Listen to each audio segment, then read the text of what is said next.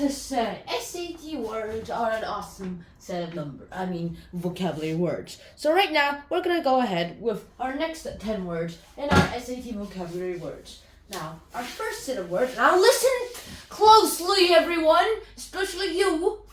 Yeah, incongruous. It's an adjective, and it basically means to become like out of place, like kind of that outlier in something.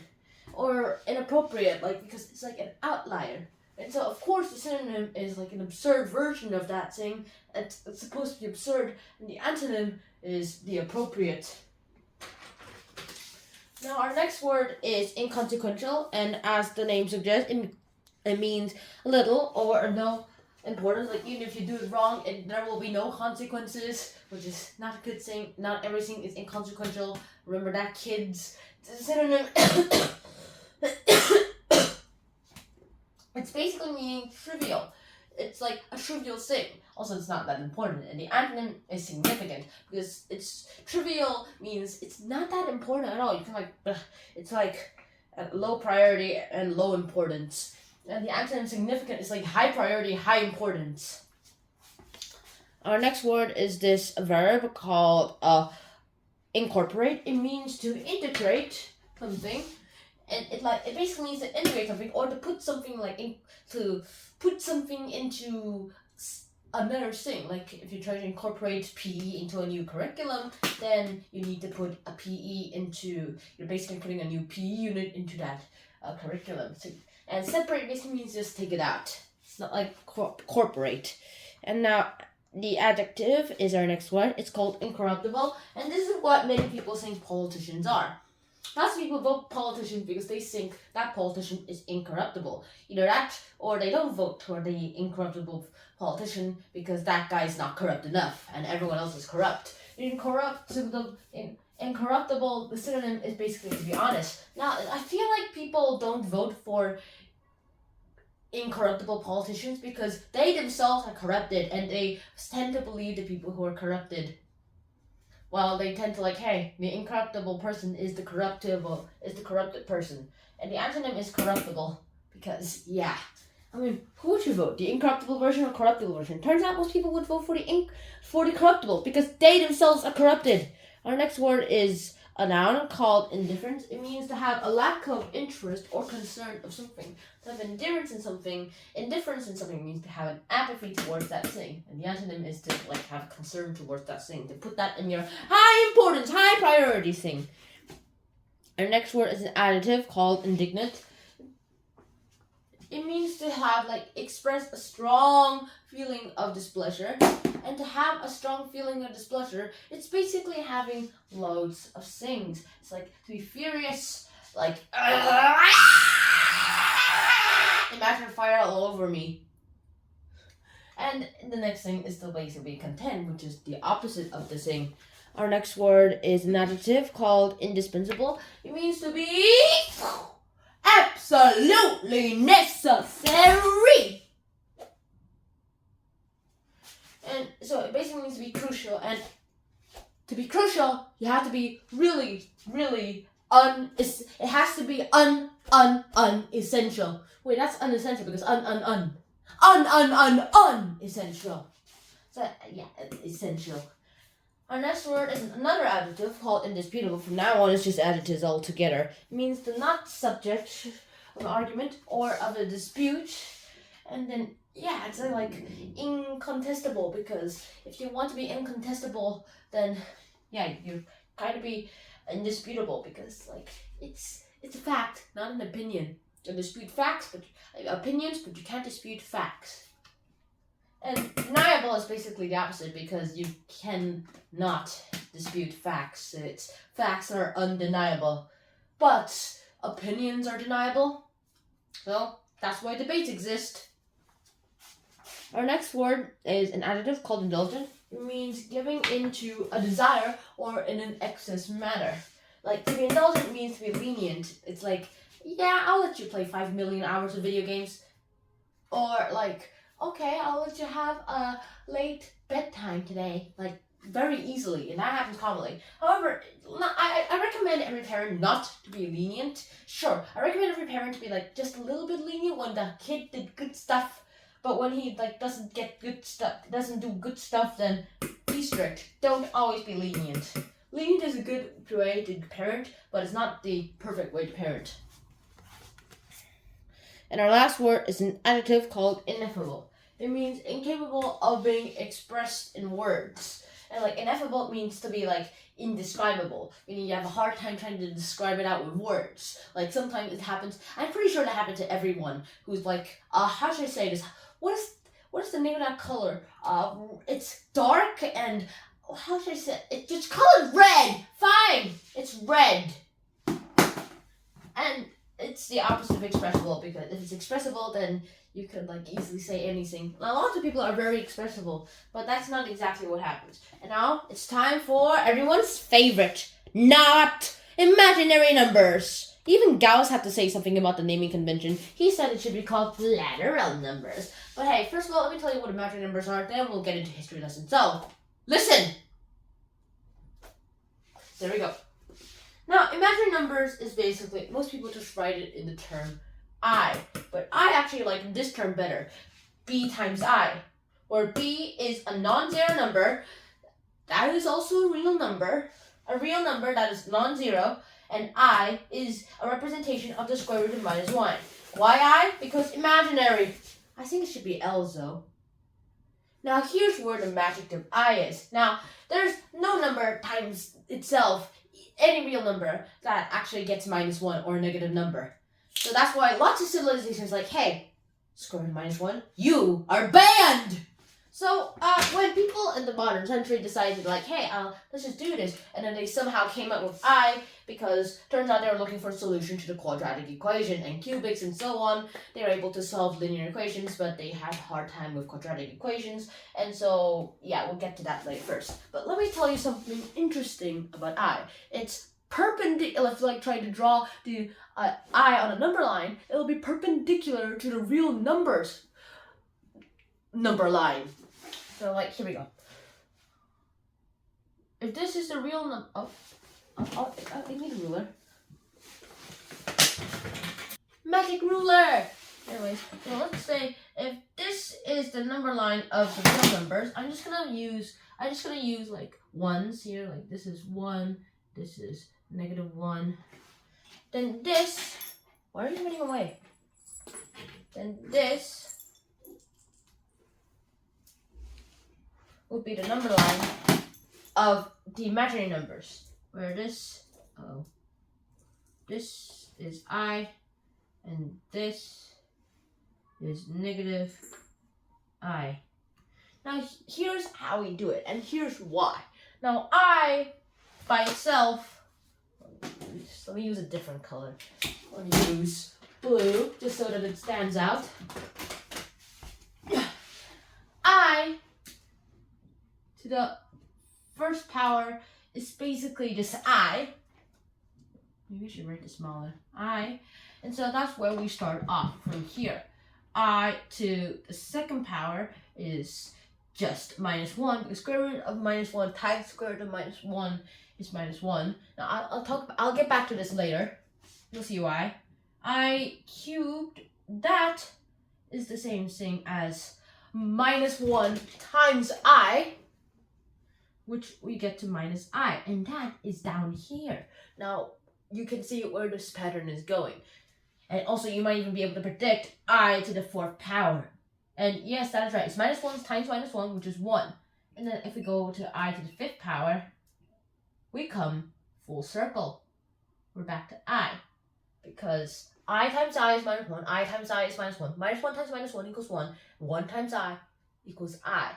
And you keep going like this, like I to the I to the 6th power equals -1, I to the 7th power equals -I, and I to the 8th power equals 1. And from here, and this is how you like get like, you can figure out what the number of I is, the like when it's like has the arbitrary exponent, like 1 billion to the 1 billionth power, I to the 1 billionth power. From there on, you can just figure out what the I number will be. Because all you have to know is that this thing goes full circle.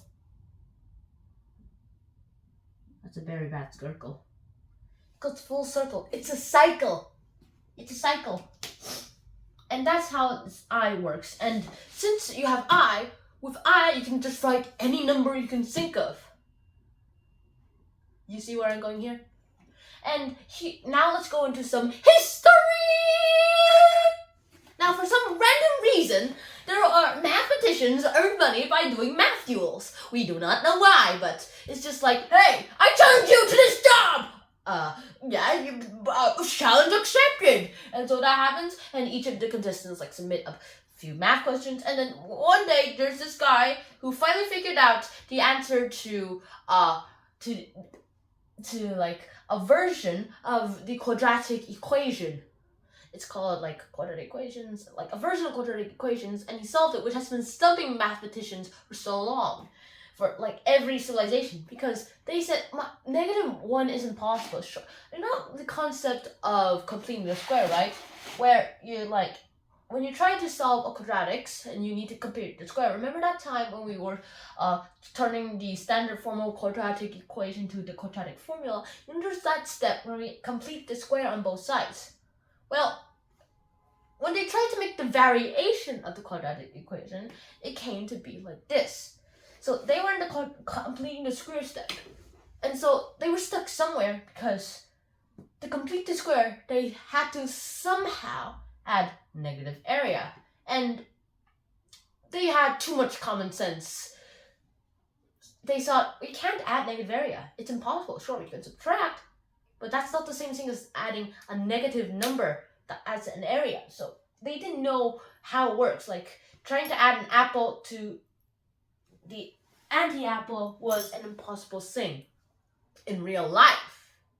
And then years later, there's this random guy who said, wait, we need to leave our common sense away from math.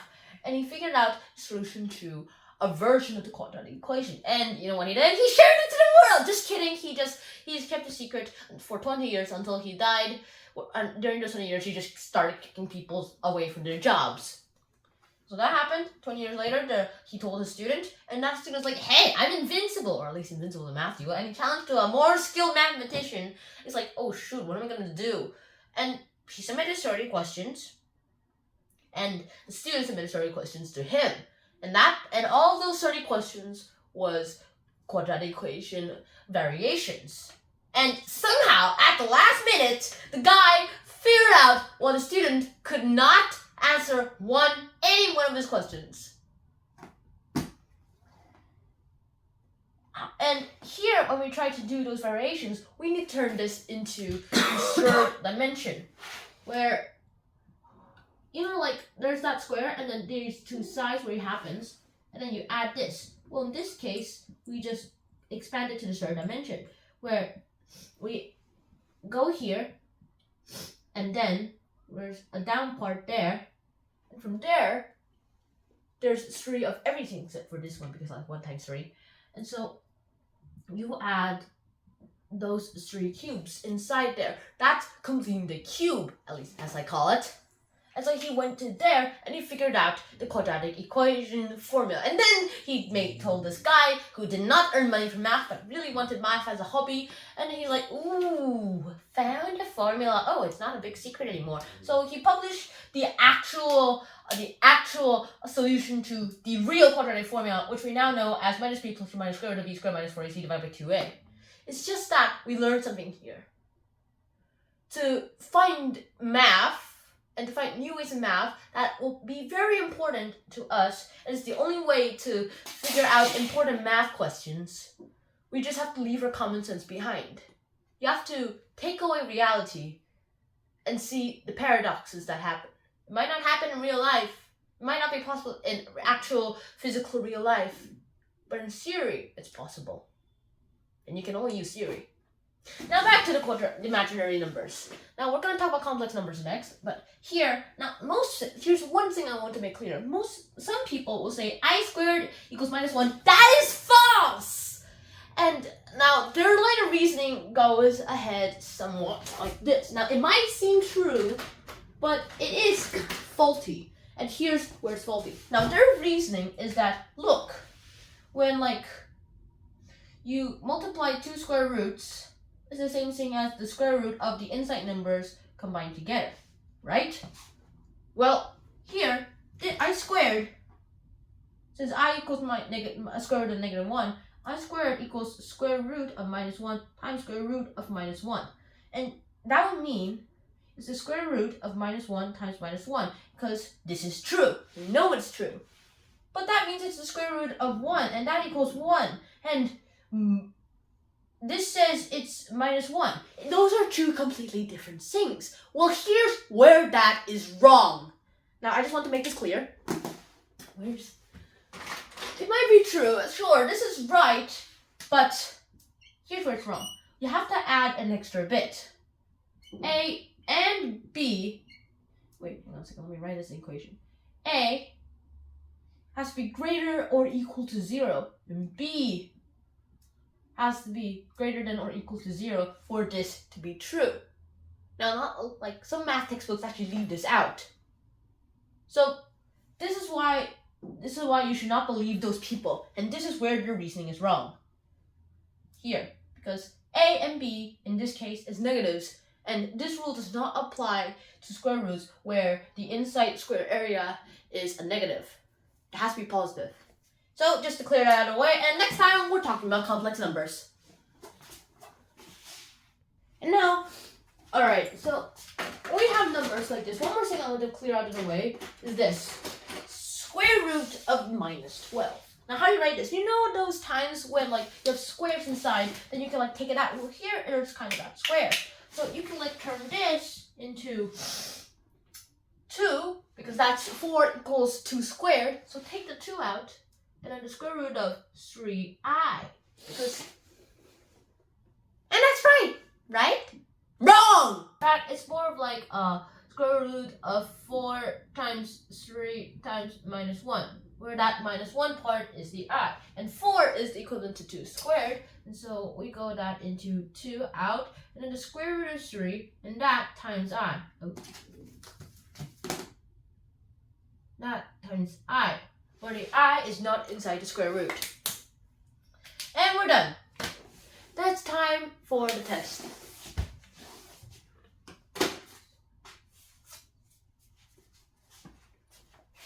Incongruous. Are you sure this isn't incongruous? Yeah, sure, just wielding a hammer isn't incongruous. Our next word, inconsequential.